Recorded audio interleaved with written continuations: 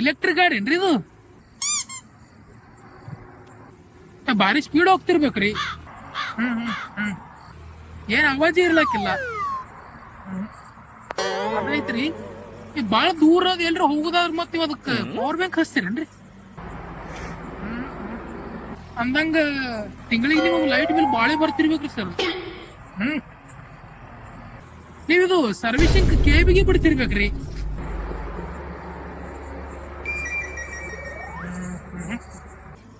ಇಪ್ಪು sir display ಬೇರೆ ಐತಲ್ರಿ.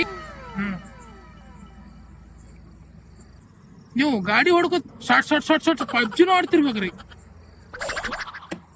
ಬಾ ಮಗನೇ ಬಾಯ್ ಭಾರತ್ ಪಾಕಿಸ್ತಾನ